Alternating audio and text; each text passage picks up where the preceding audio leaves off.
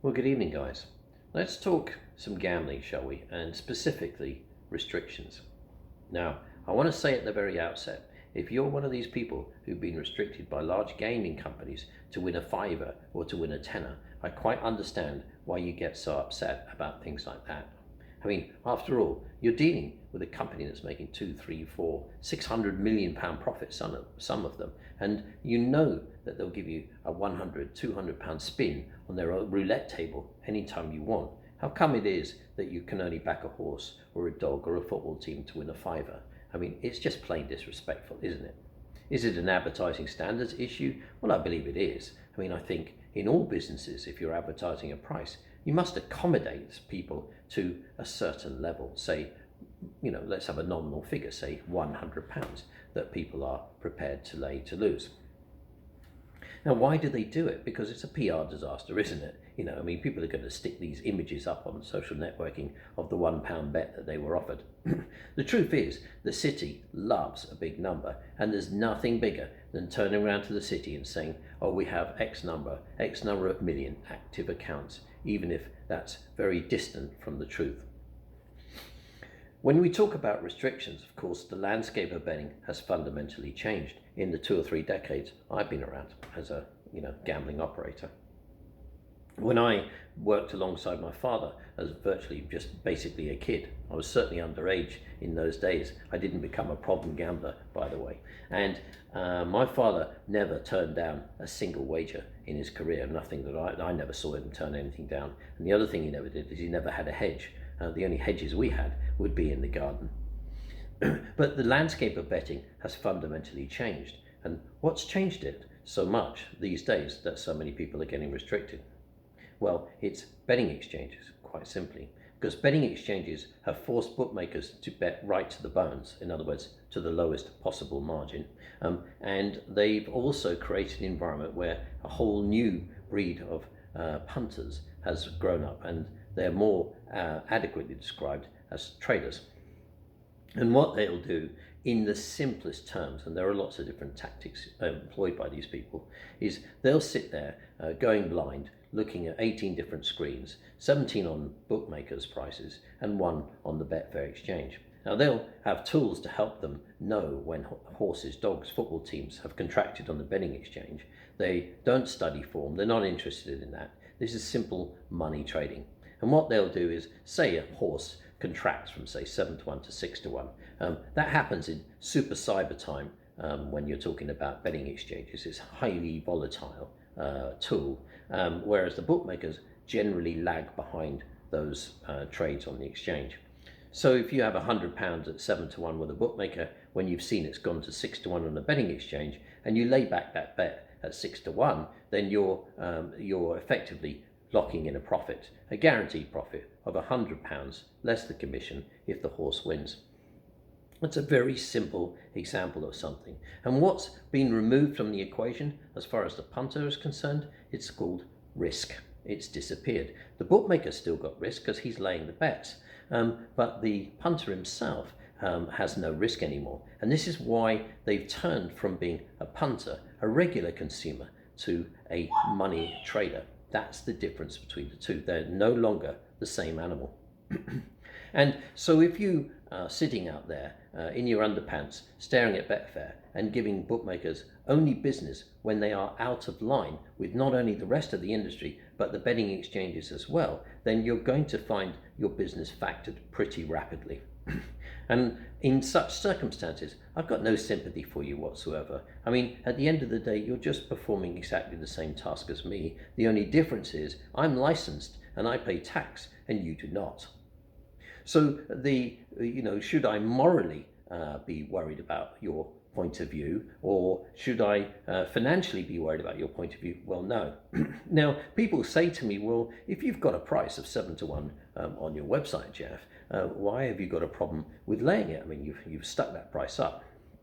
Well, essentially, I mean, if a bookmaker can lay a horse at 5-1, why would he want to lay it at 7-1? And if the horse is on the way down in the market, then it's odds on that the bookmaker is going to get laying it a lot cheaper. And when he does that, he then not only turns from a loss-making situation where he's laying over the odds into a profit potential-making situation. Because if you lay the right price all of the time, then you'll make profit in this game. And if you lay the wrong price, you'll simply go out of business in very rapid order indeed. Now, another question that asked me is, why do I get restricted so quick? I mean, I've only had two bets with one of these gaming companies, and I've been restricted. Well, that's very simply because of the tools that these major advanced betting companies use. I mean, as soon as you have a bet with these companies, they know what your IP address is. I mean, you can't hide your IP address. I mean, you can try to use masking tools to hide where you're actually betting from, but they will know that you are using a masking tool because it will come up with a range of IP addresses that they know are false, or alternatively, you'll block your IP address altogether. And that's an instant flag to a bookmaker. Why are you masking your IP address? Well, you must be a money trader. The other things they do, for example, they'll know what browser you're looking at. Now, I mean, I don't know about you, but I've got no interest whatsoever in whether you use Firefox or Microsoft Internet Explorer, other than to say, if you're using Internet Explorer, that's pure comic value, and you really need to get up with the times. I mean, but the thing of the matter, what's more important is some of these gaming companies are inserting clever software into your computer when you're on their website. And what that software tells them is what websites you're looking at the moment you have your trades with the bookmaker. How is that helpful? Well, they're not interested, obviously, if you've been looking at bigtits.com going blind. No, what they're interested in is if you're looking at a lot of other bookmaker websites, which means you have accounts, and also if you're looking at Betfair, because they'll then know, common sense here, that you're going to be harder to beat because you are looking at a range of websites before you even consider giving them a bet. So effectively, you're going to be quite tough as a customer. So they know within one bet quite often whether you're going to be any good or bad to them. So that's one of the major reasons why these kind of restrictions occur. Will restrictions continue? Well, I'm afraid they do. Is it Jeff Banks Online's policy to restrict our customers? Well, no, actually we do not.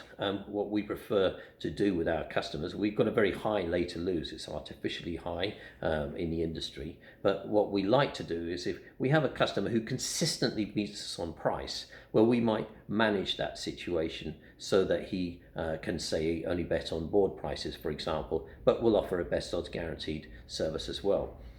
And the final point to make is that, why is it that we need to filter out these accounts, who are these money traders, if you like? Because one thing I try to do in life, I try to do a couple of things.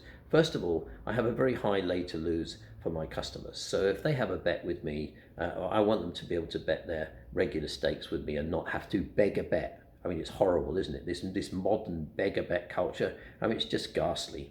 But the other thing is, I like to reward my customers for their loyalty to my business with extra exchange busting prices, best odds guaranteed, which is just the most amazing deal ever for punters these days, deposit bonuses and other specials. We've got a £500 sign up offer right now for new customers, where they keep basically picking up tenors from us for a simple turnover requirement. And we do all these things basically as an intention to reward our customers. We also offer daily enhanced place prices. So this is intended to reward the genuine regular customer with us. Whether they win or whether they lose is utterly unimportant. It's just basically to thank them for their business. But if the money traders come on to me, for example, and only avail themselves of my offers and don't give us any other supportive business, then this is another area where we may have to manage that account. And that kind of activity goes on across the marketplace. So my message to those of you out there who are involved in the business of money trading is to simply be realistic, be nice, be respectful of each other's position here, because if you're running a business off a bookmaker's business and you find yourself getting factored, well, just take it on the chin like a man and move on to the next company for as long as you last. Because my ethos in business is to reward my customers, and I'm going to certainly do that. And if the impact of these money traders means that the offers that I make to my customers become unsustainable, then clearly I'm going to act to manage those accounts. And because at the end of the day, I have to reward my long-term customers, and I'm going to continue to do that for the rest of my career. So thanks for your